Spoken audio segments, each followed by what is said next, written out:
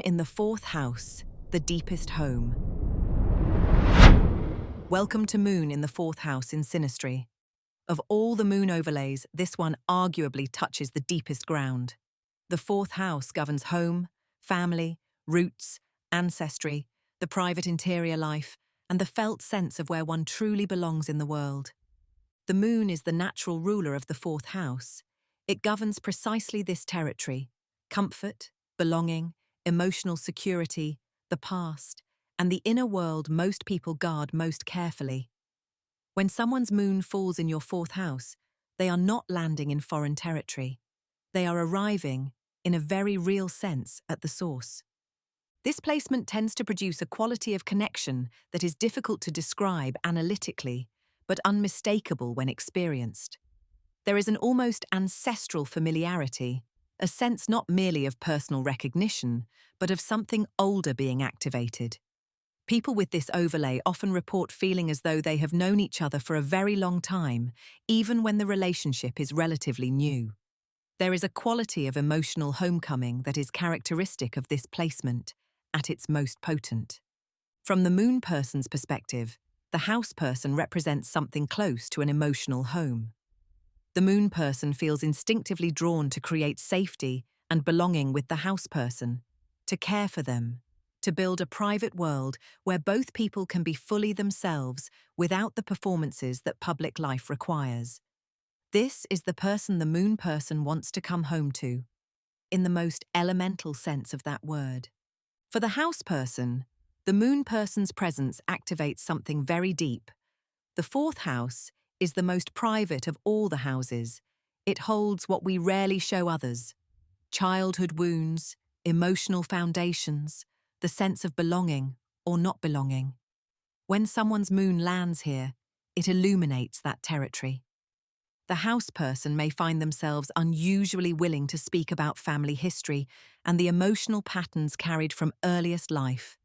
Not because the moon person pries, but because the depth of the connection makes that depth of sharing feel safe. This overlay is strongly associated with domestic life. A shared home, if there is one, tends to be a significant locus of the relationship's emotional energy.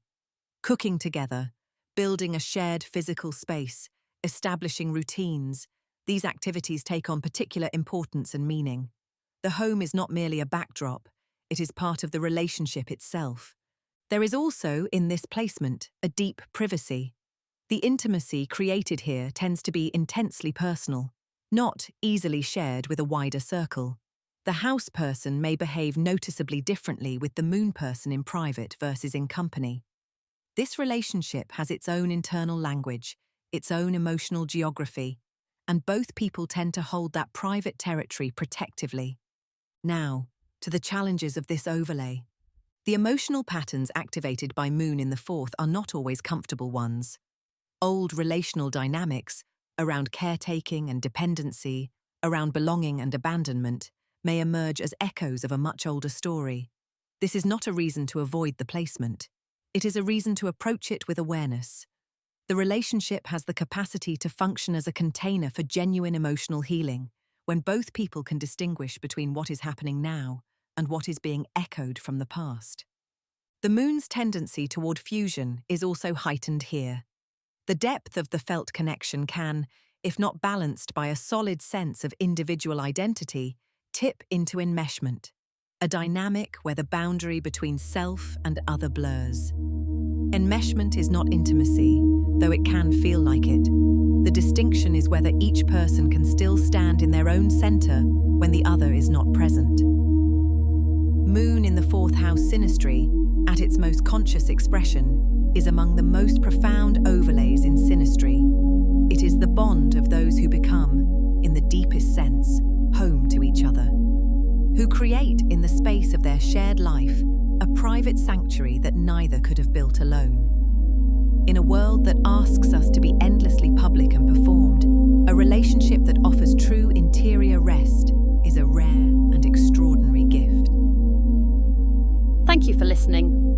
Next, we explore Moon in the fifth house.